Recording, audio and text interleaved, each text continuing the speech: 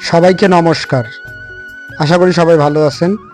সিন্দুর মতির মেলা, এই যে দেখুন, সিন্দুর আর মতি এই দুইজনের নামে হয়েছিল সিন্দুর মতি। সিন্দুর মতির মেলাতে সবাই অবশ্যই ঘুরতে গেছেন এবং খুব খুব খুব সুপরিচিত একটি মেলা হচ্ছে সিন্দুর মতি মেলা।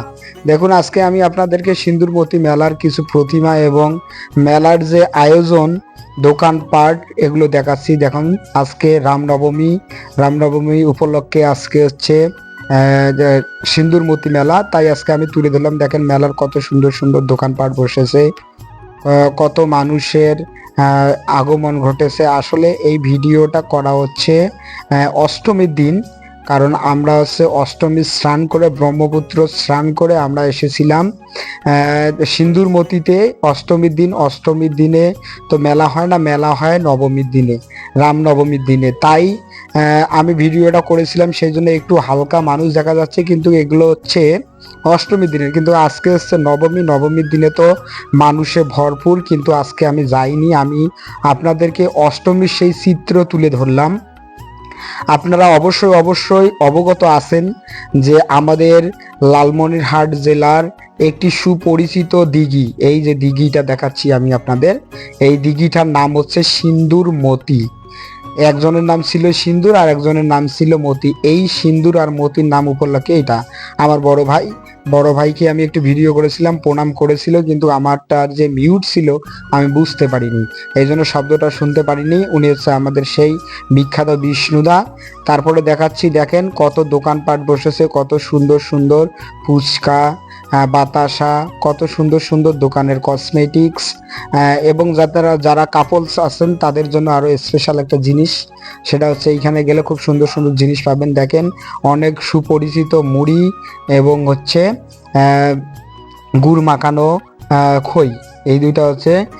তারপরে দেখুন কত মানুষ, এই মানুষগুলো আসতেছে এইখানে দেখাচ্ছি। এবার আমি আপনাদের কিছু ছোট্ট ছোট্ট ঢোল, হ্যাঁ, যেটাকে আমরা ঢোল বলি, বাংলায় যেটাকে ঢোল বলি, এগুলা এই দেখেন কি সুন্দর করে মৃদাঙ্গ যেটাকে বলা হয়, সেইটা দেখো কত সুন্দর করে এইখানে সাজিয়ে রেখেছে। সবাই কিনতেছে ছোট্ট ছোট্ট বাচ্চার জন্য, ওগুলো মূলত হচ্ছে বাচ্চাগুলোর জন্য। এইদিকে আমি দেখাচ্ছি আপনাদের, একটু নজর রাখবেন, আমি আপনাদের আরো সুন্দর সুন্দর জিনিস দেখাচ্ছি। এইটা পুরো হচ্ছে মেলাতে আমরা ঢুকতেছি, প্রবেশ মানে মাত্র প্রবেশ দ্বার ওইটা।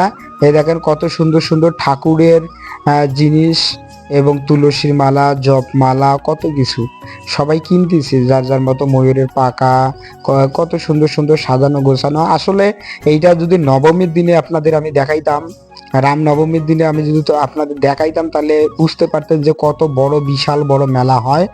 আসলে আমাদের ব্রহ্মপুত্র যে অষ্টমীর স্নান আছে, স্নান ভেঙে কিন্তু সকল মানুষ বলা ভুল হবে, ম্যাক্সিমাম মানুষ এইখানে আছে। এই দেখো সিন্দুর, আর সিন্দুর মতির মেলাতে সিন্দুর রহ পাওয়া যায়, কারণ একটা প্রবাদ বাক্য আছে যে সিন্দুর মতি মেলাতে গেলে সিঁদুর নিয়ে আসতে হয়। এই যে আমি আপনাদের দেখাচ্ছি রাধা গোবিন্দ মন্দির, আমাদের রাধারানী এবং আমাদের প্রাণ কৃষ্ণ মন্দির, এইটা রাধারানী এবং কৃষ্ণর যুগল। তারপরে তুলসী ধাম এইটা। তারপরে আমি আপনাদের দেখাচ্ছি, দেখেন এটা হচ্ছে বাসন্তী, আমাদের হচ্ছে মা দুর্গা, এইটা আমি আপনাদের দেখাচ্ছি, দেখেন।